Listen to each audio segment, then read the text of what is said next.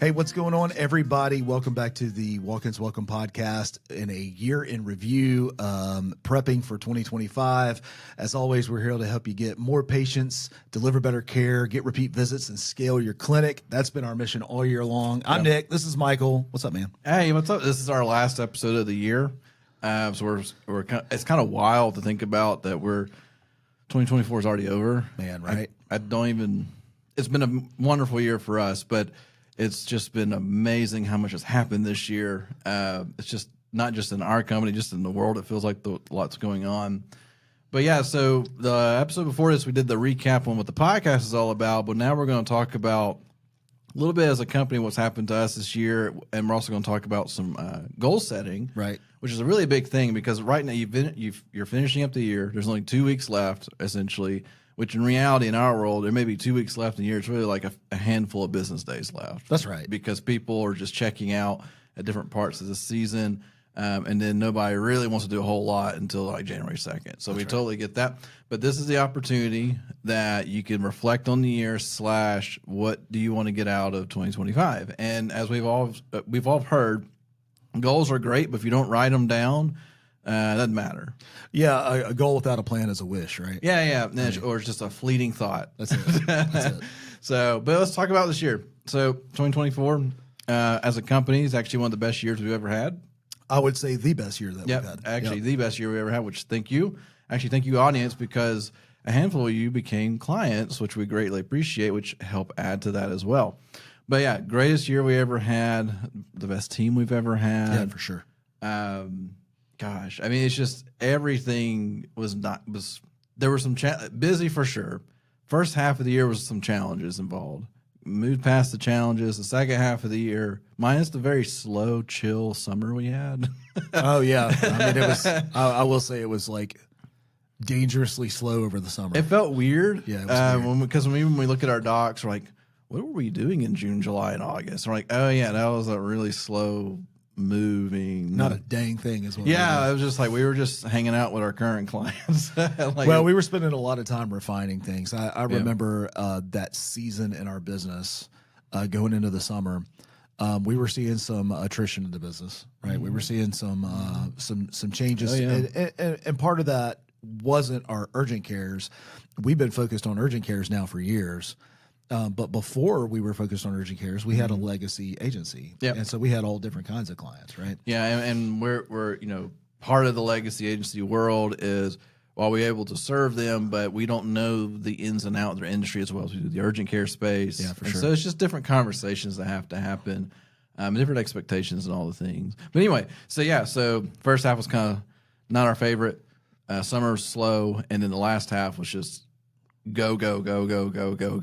Yeah, it's actually been fun, and if I sound it or look it, I'm tired. Yeah. Like this is the good kind of tired though. This is like you've been playing the full 55 minutes of the game. Yeah, and there's 5 minutes left in the game, and it's going into overtime right now. You've left it on the field, right? Like you're gonna win the game. But you're leaving it all on there. You played hard. Yeah, exactly. And that's how I feel this year has gone, is like we've played hard. Yep. I'm going to do, personally, Michael, I'm going to go through, all right, so some context here. We take off Christmas Day through New Year's Day. Yep. Now, we have a skeleton crew that's there to answer support tickets, make sure everything's running. Emergency style That's stuff. right. But we're not actively selling anything. We're not, we're not trying to kick off new projects. That's right. We're not kicking off new projects or anything like that. So I take some time and I reflect, and I'll go into that, but what I'm going to do is go through all of my photos for the year. I'll go back to January 1st, New Year of 2024. And I'm just going to go and I'm going to just relive the year a little bit. I like to do that every year. Yeah. I like to just see what happened. And I got to tell you, like, I've got more pictures in this year than probably the last 3 years combined. That's interesting. I've just done more. It's been a busy year. This was your travel year. This was my travel year, but this was like you couple with an increase in travel, and then you couple that with all of the additional clients that we've added, the new office that we've added. Yeah. It's hard to believe that this is a year in this office. Yeah, golly, that's a lot. Yeah, so a lot has gone on in the business, and I'll go back and I just want to remember the year. I bought this thing called a big ass calendar. Yeah, you did. It's hanging on the wall. The first one had a cut in or something, and they sent you another one. but what it does, what I like about the calendar is I can go over there and look at it, and I can just say, hey, look, this is what we did. Like I can visualize what we did for the year. Yeah. And I think that's an important. I think reflection is an important part of the year. Well, and if you don't reflect on what's happened, it's hard to look forward sometimes. Man, it's hard to have gratitude. Yes. Yeah, we were talking about the other day about the importance of gratitude, right? And now there's a faith side of it as well, where there's gratitude before something actually happens as well. But yeah, gratitude is real because if you're not thankful for the things that have happened or what's going on in your world, it makes it real hard to be appreciative toward anything.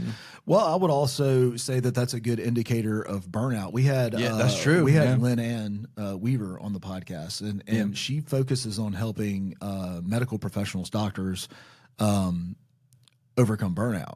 Yeah. And one of the key indicators of burnout is just simply you're not grateful for the work that you've put in. It just is a constant grind. Yeah. You're constantly even when you hit a goal, 15 minutes later after you've celebrated it, you've set a new goal. Mm-hmm. I can totally agree. We just hit a goal in the company. Yeah. We celebrated, and 15 minutes later, literally 15 minutes later, I'm thinking about, okay, it's time to reset the goalpost. Mm-hmm. Yeah, that's real because it's that constantly moving goalposts. This becomes like this moment of how much is there a satisfaction point, right? And it's funny because on our goal that we hit as a company, it was a revenue goal, and we did hit it as a company. It took everybody on the team to make it happen. It was not a sales only situation, and our reward to the team was the Ninja slushy machine. That's right. And it works, by the way. If you're thinking about buying one, they actually totally work. I mean, it was good enough. It didn't taste like the Coke tasted flat once we put it in there. But other than that, it tasted like a slushy. It tastes like a gas station slushy. I even bought some coffee stuff this morning. I want to try tomorrow, Friday. So here's the problem. Now we need two of them. We need one for Coke and one for cherry. Because that's what I go get. Or a blue raspberry. Or a blue raspberry. But yeah, if you're not thankful for the things that your team has done or for the work that you've accomplished or the impact that you've made on your community as an urgent care, honestly speaking, you're not spending enough time thinking about the things that you've accomplished. Yeah. And if you're, I want you to set goals. Goals are important. I learned that the hard way, to be honest with you. We set a massive goal in the company a few years ago. Oh, yeah. We hit that goal, and I honestly, because it was such a massive goal and we hit it, I didn't know where to go from there. Yeah. I was like, I have arrived. Now what? Well, what was the you had a phrase that go with the most, like, not deflating, but just basically if you hit that big goal and you're like, well, now I'm bored with it. Like, there's nothing I can do with it. There's no enthusiasm behind it once it's over. Dangerous place. It caused damage to the company. Yeah. It was a dangerous place to be because as a leader and as a visionary and as the owner of your clinic, you have to cast vision on where you guys are going. Mm-hmm. And when you get there, then what? Mm-hmm. Yep. You have to expand your vision. And the only way to expand that vision, I say the only way, one of the ways to expand that vision is to get around people that are further along than you in life and where you want to be. Yeah. The other way to expand your vision is to be grateful for the things that you've had. Yeah.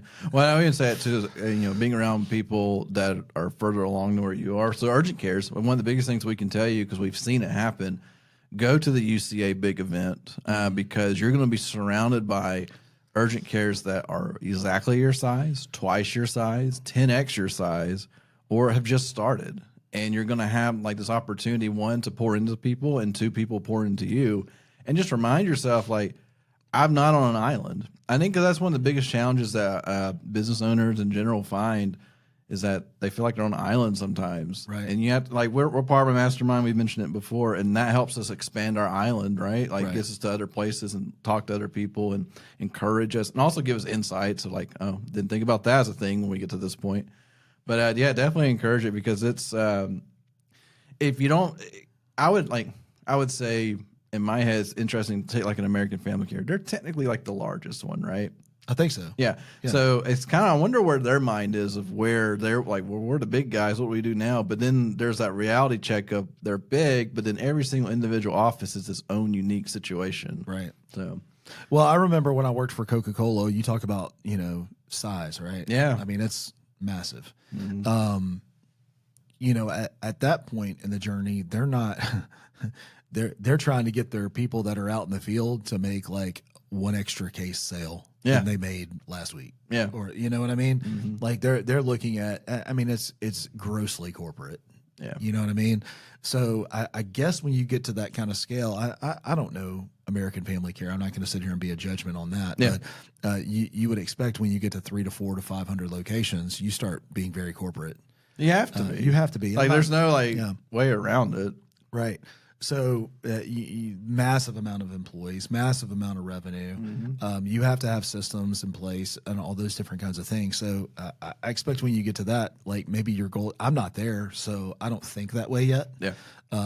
But you start getting around bigger agencies like we do, and you think a little different. You start getting around bigger clinics in the urgent care associations and different events, and you start thinking a little different. Yep. But one thing that all of these things that have in common is they're setting bigger goals. Yep. Right. So let's roll right into that. So so we prep the stage, right? So we want you to set bigger goals. We don't want you to become discouraged or fall on an island. But Nick has a roadmap for you. It's funny that you said set the stage, because step one is set the stage. There you go. So we're trying to set the stage for you. So here's the mindset.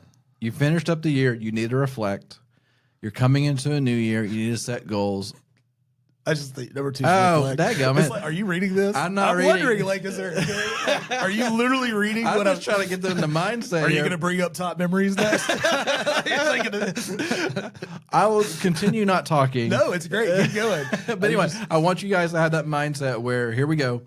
We're entering in it because I don't know what it is. I don't know why January you mentally can turn to a new, like, I know it's a new year technically, but like I kept hearing in the office, man, when we get, after the break, we'll have a nice reset. And I'm thinking to myself, why is that? Because technically speaking, when you're off for vacation for a week, it's no different, technically speaking. January 1st or January 2nd is just another day. It just has a different year on the end. Right. Makes all the differences for taxes and all that fun stuff. But at the end of the day, we get it. Like, it's a mindset shift. Hey, this is my year or whatever. We also recognize in the agency world, there's a lot of changes that like to happen in January for whatever reason. Budgets, I guess. But all that being said, so that's the mindset. Here we go. I know I've already pre-spoke some. No, it's okay. No, I just thought it was funny because I'm like, you're literally reading it. Like, I guess it just makes sense to me. does. There you go. I mean, there's a flow to it. So the first thing you said is set the stage, right? Yeah. So part of setting the stage is literally getting into a place where you can focus on this, kind of distraction free. Yeah. Right. That's key. For me, I like to do this the day before or the day of New Year. Like typically the day before. I have some downtime. All the holiday stuff is over. I'm not prepping for anything. I've got time. The kids are done with me too. You know what I mean? So they're out doing their own thing, and I can just go crawl up in the chair or on the couch or at my desk or something like that, and I can spend some time. And I like to block off about 2 hours. That's about the most time I can concentrate. For the roadmap or For the personal roadmap. So the personal roadmap encompasses everything about your life, though, including your business. Yeah. So that's that. So the reminder there, this is not a 10-minute exercise. No. This is I would just say a half. Eat your breakfast. Yeah. Go find your quiet place and don't come out till lunchtime, essentially. That's good. Yeah. Yep. That's good. So set the stage, get into a frame of mind, into a frame of place where you can concentrate. The second one is reflect. And we talked about this already, is just going back and reflecting on what you've accomplished personally, spiritually, physically, mentally, all of those different kinds of things. Like reflect, go back. One of the things that I do, I'll pull open my camera roll and I'll start at January 1st, 2024. And I will spend 30 minutes. I'll scroll through, I'll remember things, and probably this year I may even compile a post. I may go heart some pictures. I know you did the. I like how ForeFlight did that. For Oh you. yeah, wasn't that cool? Yeah, that was cool. Yeah, I was like, hey, I didn't know this was a thing. I didn't know you had that many flights. It's like I flew a lot this year. Y'all think I'm just down there piddling around. I'm flying planes. You know what I'm saying? All in the same plane though. I thought that was funny. Anyway, so reflect. Take a look at your whole year. We've talked about that already. And then top memories. Like I said, I want to go through and I'm going to heart some of those pictures, but I also want to go back to I hate to say it, but big ass calendar. It is what it is. It's what it's called. So I want to go to the calendar and I want to just remember the things that I had intentionally blocked out. One, did I do the things that I blocked out? Yeah. Two, how do I feel about the things that I blocked out? Was it? Yeah. Is it what you wanted? Yeah. Wait, was it a waste of time? Was it a good time? Was it what you thought? Was it a near miss? Like, I mean, think Yeah, about because that. I do remember one of the things you did this year, which was something you definitely wanted to happen, was spend time with your oldest son. Yes, and I did that. And I was out in Colorado, and was it a week? It was about 5 days, 5 days, four or 5 days. We had a good time. But he's 16. He's 16. Yeah, so he's only got 2 years left in school. Yeah. And so I knew that was important to you just because, like, hey, not that you're losing your son, but it's the mindset of, like, he's becoming his own person, and you're Actually, less cool. Man, I couldn't have timed that any better, too, because let me tell you what, man. This year, he has pulled away. Yeah. I don't mean that in an unhealthy way. He's becoming his own person. It's as expected, right? Like, I didn't even see him at all yesterday. At all. Like, he wasn't at home. I was in bed before he got home, and I don't even know if he got home. He may have been there. He may be at home now. I have no idea. But the point is like, he is starting to, like, he's got a girlfriend. He's out. I think he's trying to get a job, all these different kinds of things. So, like, he is now, the timing was perfect for that. Yeah. Like, I'm glad he was 16, but I'm glad he was, like, just 16. Yeah.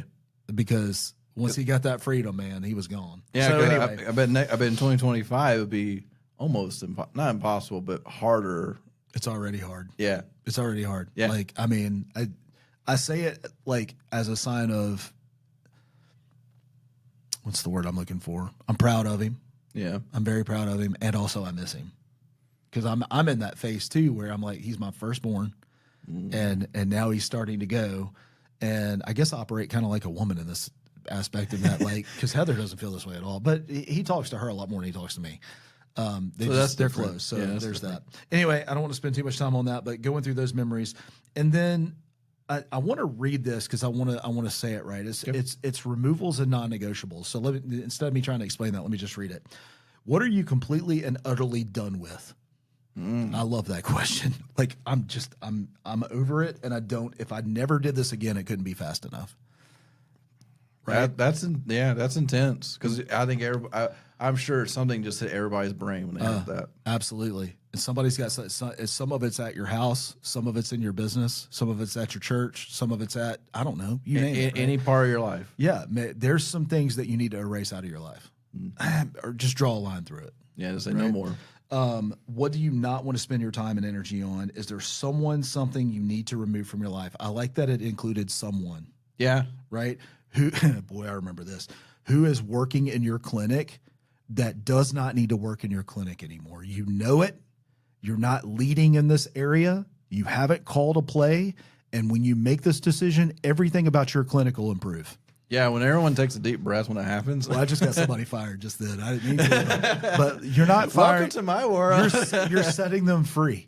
And you're and you're setting yourself free. You know, that is ultimately one of the biggest misconceptions is that they feel like, granted, there are situations when you fire somebody, there is some damage that goes with it. Yeah. But most of the time, they needed that more than you did. That's right. But they didn't know how to, they didn't want to go quit a job. That's right. But it's for them, because we've seen it before. We've let people go, and it was like the best thing that could have happened to them. Not just for our sake, but just for like they didn't need to be here. They didn't enjoy it, so or do well with it. And honestly, if you're in a situation where you have an employee that's not great at their job, and you know you need to let them go, they're probably stressed out because they know they're not great at their job, Right. And that's just probably wearing them thin. But they're like, I got to keep going, and so just get that back in your mind that it's not all bad when you let somebody go. That's right. Yeah, I don't see it as a bad thing, but like write down one thing that you're not going to do next year. I'm not doing this anymore. Yeah. I'm not. Yeah. All right, step 5 is to set your intention. I like to call this kind of like your word. Like if I could just attach myself to one word that's going to define what my year is going to look like. Mine's been the same word for 3 years. It's frustrating, but it's gotten better. Like I'm working on myself, and that is always discipline. Right. Right. And one of the challenges of my personality type of being a people pleaser and being a visionary and all that is it's very hard to focus sometimes, right? Mm-hmm. And focus is a great acronym. It stands for follow one course until successful, right? So focus, right? That's right. Yeah. So instead of me taking on 37 different things, I need to take one thing and I need to complete it. And so I've done a good job of being disciplined and keeping my word disciplined. And it'll probably remain that word unless something crazy happens. It'll probably remain that word going. But it should like this is one big thing that I want to work on and just have a word for it. Right? Is there? I wonder because you say you've had this for 3 years. Yeah. Should there be a different word that builds up to discipline? I don't know. I don't know. You got anything? No, I don't know. I'm just thinking out loud at this point. Right. But well, cool. Yeah. Discipline. Well, the biggest step that I took in discipline in 24 was this guy right here, this personal roadmap. Like that allowed me. I go in here and I look at this. So I guess, to the audience, like, when do you think you've checked the box where you can change the word next year? Like, what is there a point? There's one area in my life that I'm not going to talk about on the podcast. That once I've achieved that goal in that space and have maintained that goal in my space, I will feel like I have developed a discipline in that area of my life. And that's like the separator between moving on to another word. Well, I think consistency over time. Yeah. That lets you know that you have discipline in an area. Yep. Not I achieved the goal, check the box, and then the best example would be weight loss, even though that's not what I'm talking about. Okay. It would be, okay, I lost 50 pounds, but then I put 50 pounds back on the next year. Well, you didn't generate discipline. You got motivated and you did something, but you didn't create the discipline to keep it. Yeah. Right? So discipline are a set of actions taken over time, right? Yep. So anyway, that would be an area of my life that I would like to achieve. Anyway, discipline has been that. All right, so then we go into the goal setting, right? You're going to set down 1 to 2 goals in these areas of your life. All right, we ready? Family goals. Nice. Right? I'll tell you, this would be a goal that I was about 50 to 60% on. It's actually moved down for me, but I think it's because of the season we're in, so I'm not complaining about it. But a goal for me is always to eat around the dinner table with my family 3 to 4 nights a week. It doesn't have to be every night. When I grew up, it was every night of the week. No matter what. It was Monday through Friday. We were eating around the dinner table. 5 or throwing stuff at people, you know what I mean? Fighting, talking, laughing, cutting up, telling jokes, whatever. But it happened around the dinner table and I belonged somewhere. So I wanted my kids to have that feeling. With my oldest being in band, marching season came along. Now I don't know when he's going to be home half the time. You know what I mean? And then, Heather, my wife, serving in the band, like she goes in. And so there was just a lot of missed. Band life is a lot. Band life. I mean, if you have kids that are doing travel ball or whatever, like you understand my plight here. But if you don't get intentional about it, here's where we were intentional is when we're not doing those things, we're going to sit around the table. We're going to eat. And sometimes it doesn't look like dinner. Sometimes it looks like breakfast. Oh, yeah. That's right. true. So the point is to get around the table together. So that was a family goal. Take trips together as a family. It could be, for us, church is a non-negotiable. So I'm going to quit asking if you want to go, and I'm just going to say get in the car. Yeah. You know what I mean? And so that's a family goal. Also, I guess a spiritual goal. Next one is growth goals. And I'll just read this. Personally, how do I want to grow mentally in the new year? All right. We read a lot of books and listen to a lot of audiobooks. Yep. I think we check this box really, really well. And I check this both personally and in the business, so I'm very happy with that. Financial goals. Financial goals aren't just for your business. They can be for your personal. Do you want to put money into an IRA? Do you want to make that investment into a second property or into a short-term rental? Do you want to grow your emergency fund? Yeah. Do you want to, whatever it is, right? What are you trying to accomplish financially? Set a goal for it. I want to put $100 a month away out of my paycheck. Yeah. Here's one that years ago I've done and I've stuck with, and it's made an incredible impact. And that is I'm going to pay I'm a spiritual person. I'm a Christian, so I'm going to tithe. All right, so there's that, and let me get that out of the way because I know that not everybody believes that, and that's okay. All right, so moving that aside, take that out of your thought process for a second. I'm going to pay myself before I pay rent, before I pay bills, before I pay credit. Anything that I'm going to pay myself first. Period. And that changes your thought process So completely. explain that just to hear what paying yourself looks like. If I make, I'm just going to say 10. I'm going to round it up for easy numbers. If I make $10,000, yeah. I'm going to put an amount of that in savings for myself. Yeah. All right. So I'm going to say 10%. Yeah. So I'm going to put $1,000 in a bank account, like a savings account. I'm paying myself. And then I'll write all the checks to everybody else I owe money to. And you know what? This is going to sound bad, irresponsible, however you want to call it. I don't care. I'm paying myself before I pay a creditor. Yeah. Oh, yeah. They're not going to pay my bills. No. They're not going to come in. If there's an emergency, they're not going to be there for me. No. You know what I'm saying? So, and then you have to sit there and kind of internalize, where do I have some unhealthy areas in my finances? I can't pay myself first because I'm paying everybody else. We need to start taking a look at that. Now, I'm not here to judge your finances or how you do that. By the way, we incorporated that into the business too. Mm-hmm. I've always said, y'all, we got to start paying ourselves before we start paying everybody else. Yep. Right. And that's been something that we've done. I wish I'm still working on our team a little bit on the thought process of, you're waiting until the end of everything to put money in the bank. Put the money in the bank first, and then we'll deal with everything else. Yeah. That's the shift I'm trying to help my team make. I'm trying to be generic because in the way I there's say this mindset of, if you wait to the end, it's all gone. Yeah, that's not. And you just naturally just spend it because you're not thinking about what's there. And because I've seen all the time, like if I shift money very quickly at the beginning of the month or beginning of a paycheck, my mindset goes to, well, this is how much I now have. Yeah. And then knowing what my actual bills are versus what I spend money on, because there's a difference. There is. There's a big difference, and so like it is. It's a discipline. It is. It is, because it's at the end of the day when you see money in your bank, you're like, what can I do with that? You know, and then if you don't have a plan for any of it, it just magically goes away via a restaurant or whatever. Look, I just and savings can be for whatever. I'm not even telling you that has to be an emergency fund. You can save that and go on vacation with. I don't care. My point is you don't want to spend your whole life in business or personal just to pay bills. Yeah. There ain't a car worth driving that warrants that kind of lifestyle. No. Period. I've learned that the hard way. Right. So even in your business, there's a great book called Profit First that I highly recommend you read. Okay. In your fitness, Michael, I started out the year at 298 pounds. Tyrone Bigham's over here, right? I'm at 271 today. Hey, right? So I'm moving. Do you feel? I'm tired, man. To be honest, we're early in the morning at the moment, and I'm like, I haven't had enough coffee yet. I mean, because that's 27 pounds. You just made the biggest. You just made the biggest point that I want to make, though. My feelings don't matter. Who cares how I feel? I need to do what I have to do to get healthy. Yeah. No matter how I feel. Well, because at the end, and I think obviously urgent care people can attest to this.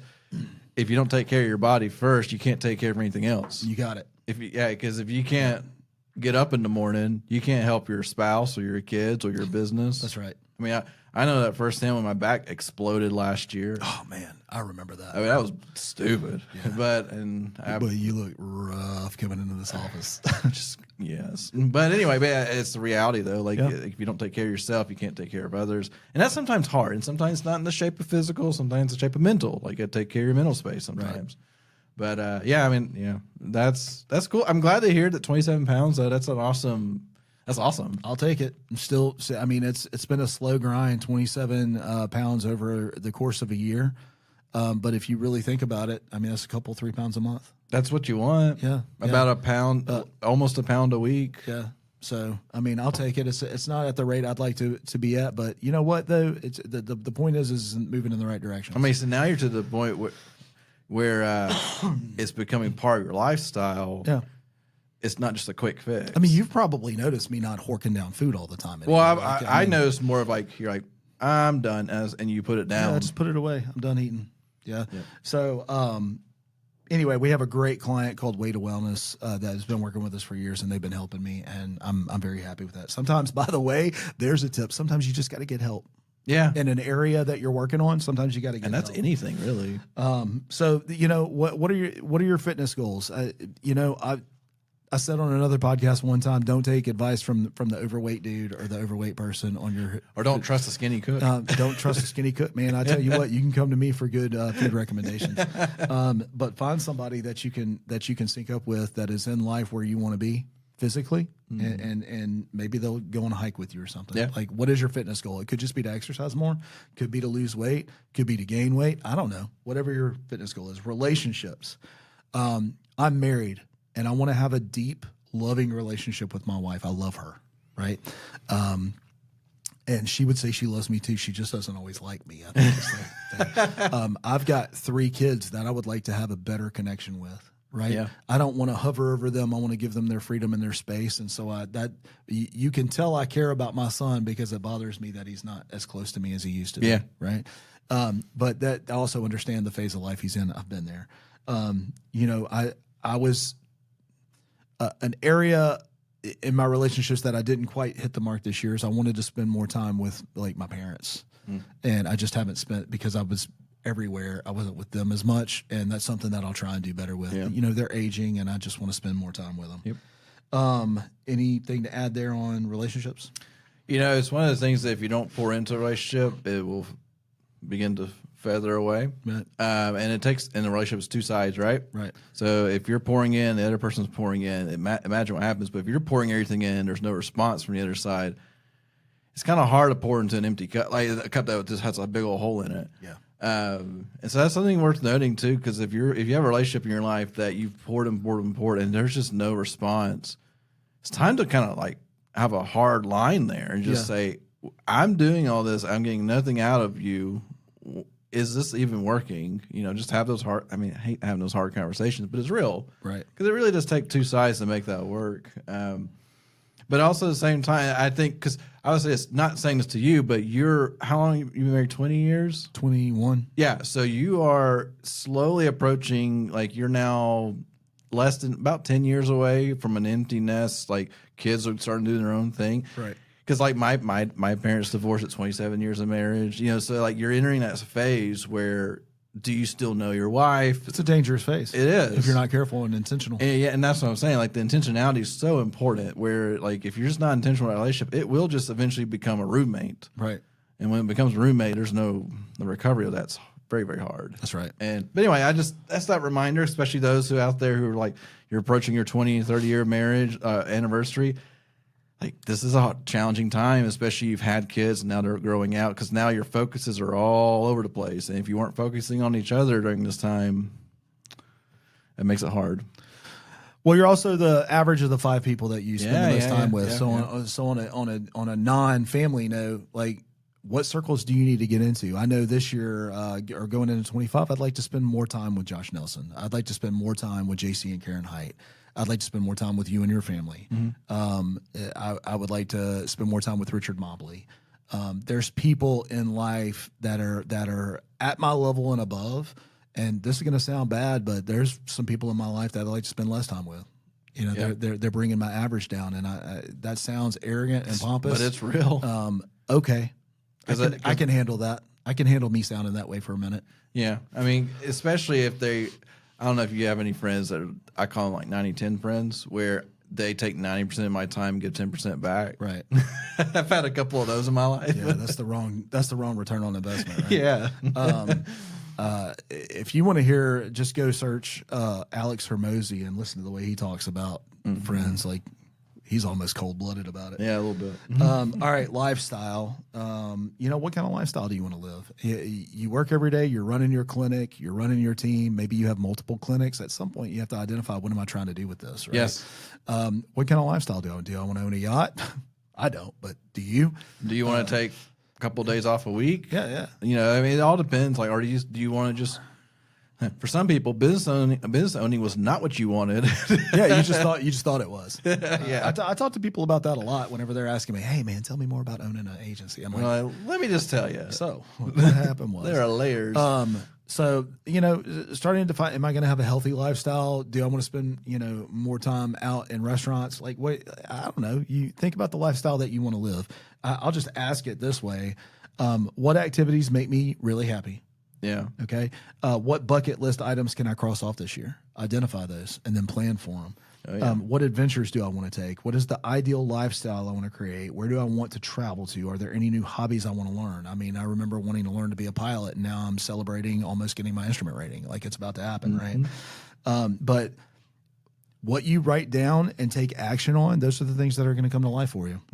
All right, spiritual goals. Michael, you're almost better at this than I am, but I will say, like, I would like to be deeper in my faith. This is honestly, if I'm being fair, this is the discipline that I was referring to earlier in this conversation that I would like to be more disciplined in. Yeah, and I'll say this too. So you say like, maybe mine's better. It's really not. I just I force things into my calendar that it's become like a routine situation, which isn't always a great thing. But I've learned that. Having, like, we do a Bible study in our office on Mondays at 9:30 a.m. So that's like an item that it's non-negotiable. Like, it's going to happen. Come if you want mindset. And then going to church, of course. And I think the biggest thing about going to church is serving in the church. Because going to church to go listen to somebody talk and sing for a few minutes, that doesn't really do much for. I mean, I'll be honest. I rarely remember what my pastor says unless it's just something very interesting to me. But it's hard to digest. But like me my wife and I both serving in children's church, we get more out of what this child is trying to tell me. Like even this past Sunday, one of the kids who I barely knew, I think he's like 7, and he wanted to play a game with me, and then he wanted me to sit by him. And then, it's just like he didn't want me to leave his side, which was really, I just enjoy that part. Like, I think it's really cool. But you get so much more out of things like that. And I'm not saying go do children's church if you go to church. I'm just saying, like, you have a talent of some sort, you have something that you need to do. The church has a spot for you just to enjoy it. And when you dig in that deep, then you'll find some other things you can do as well. You do have burnout. Burnout's a real thing. Yeah. We've talked about that. But you have to put boundaries on every area. And there have to be seasons for some of this. Right. Sometimes you just got to walk away we even last year said, hey, we need to take a summer break. Right. Doing this 50 weeks out of the year, it gets a little tiring. That's right. So. Yep. Yeah. Everything. I believe in seasons. I think that's a real thing. I believe in timing. I believe in consistency. It's weird. Like, all these things can be diametrically opposed. Yeah. But at the same time, it can work together. All right. So keeping going here. The last one is in your business and your work, making a goal and a plan. I will tell you, this is probably the easiest area of your life to plan for. I know for me, it's easier for me to come up with a game plan for this business than probably any other area of my life. And I don't really know why. I wish I did, but it's harder for me to think through my goals of how I want to be more present with my family than it is for me to set down a financial goal and say, we have to bring on this many accounts, serve this many people, hit this number. My guess is because there's less emotion tied to it. Could be. There's more number focus. Yeah. And also, I think also makes a difference because I know your personality. You recognize that hitting these goals will make positive impacts to the people here. Yeah, for sure. And so I think that it's not for me. I mean, it's great, but it's not. I mean, there's benefits there, but at the end of the day, it's, hey, I can pay team members more. Mm-hmm. I can bring on more people to take off some of the stress. That, all the things that go with reaching certain goals, and then also, we get to be part of a bigger, cooler thing. That's right. And I always think about too. So we have 10 full-time members here, which probably actually you can count families and all the things. We're impacting 30 to 40 people here, right, locally, which is cool. But I can't wait today where we have like 80 members, which means we're impacting like 1,000 people. Yeah, it's crazy. I love it. It is exponential. Yeah. It's just think it's cool. Yeah, I mean, so do I. I don't think that deep into it like you do. I'm obviously thinking about my immediate team and how I can serve them, but that's a big piece of it. It's just easier for me to build out business goals than it is for me just about any other area. So, vision boards. This is one area that I don't really do a whole lot of because I'm not a creative, and I don't know that you have to be a creative. But for me to sit down and cut out pictures or to look for pictures on the internet and Oh yeah. Like visualize it on a vision board. My sister is amazing at this. Yeah. I am not. Hannah on our team, who you hear about on this podcast, like she's probably pretty incredible at this. Yeah. What I've noticed is that creatives are better at this than non-creatives. As they should be. So my vision board, yeah. I can't even visualize the vision board. That's funny. And I'm also not a journaler. But that's another piece of it is journaling. Now, the extent of mine is I wrote everything down. Yeah. But journaling is, I don't talk much about my feelings anyway. So for me to go through and every day and it's like, how did I feel today? And I'll tell you why I don't do that. And even though it's part of the personal roadmap, and I could be wrong, maybe I need to try it, Michael. I don't know. But like, I don't care about my feelings. My feelings are irrelevant to the actions that I have to take. It's hard to separate that. Well, oftentimes I don't feel like going to church. Yes. I never feel like this. Wait. And that's the difference between, like, I've seen the thing where you have like feelings, emotion, passion, and then it slowly dips, and then discipline takes over. Yeah. And discipline outpaces passion. You can see why I have to develop discipline and why that stayed my word for so long, right? I don't always feel like coming up to the office every day. I don't always feel like taking every phone call. Don't always feel like recording a podcast. I don't feel like reporting podcasts every time. Yeah. Like this would be a good example of that. Michael's like, you ready to cut a podcast? No, let's go.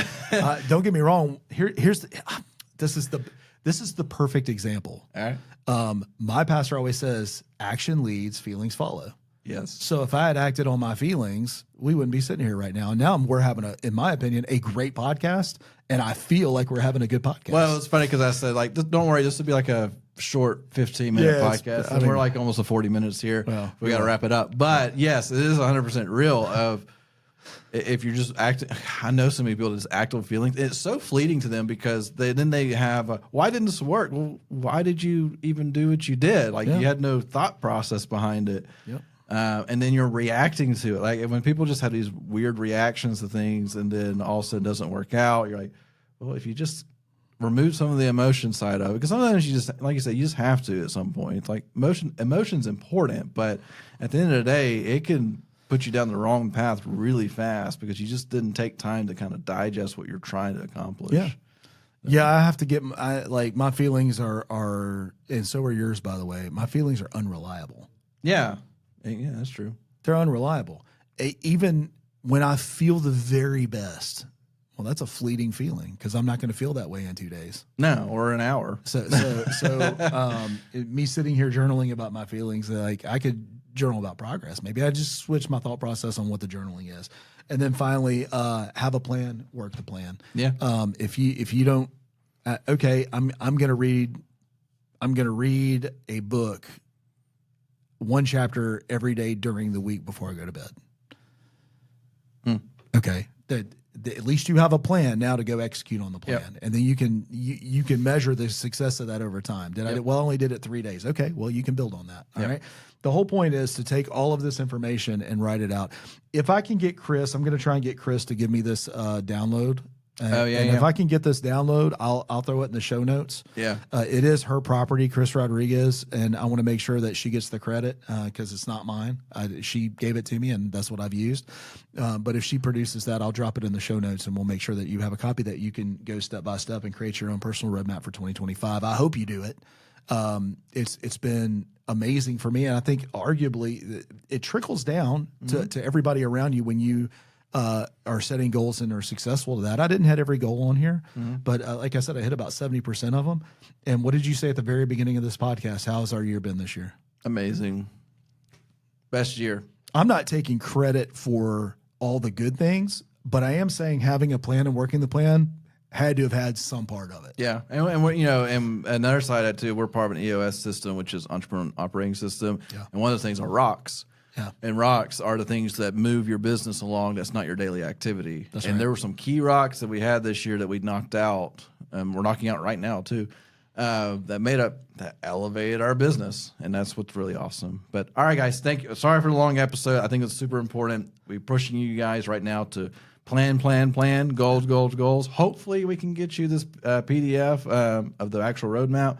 Got to get some permissions first. Yep. But thank y'all for taking. This is our last episode of the year. Thank y'all for listening this year, and we'll see you next year. See ya.